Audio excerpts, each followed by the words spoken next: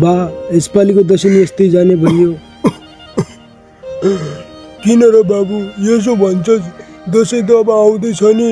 त्यही त हो नि बा, दसैँ त आउँछ तर हाम्रो घरमा कहिले आउँछ जस्तो लाग्दैन। न नयाँ लुगा छ, न नयाँ मिठो खानेकुरा छ, न त खुसी नै छ। यसो भन्दैन नि छोरा, मनमा खुसी भयो भने दसैँ जहिले पनि आउँछ। तर यो खाली पेटले कसरी खुसी बुझ्छ बा?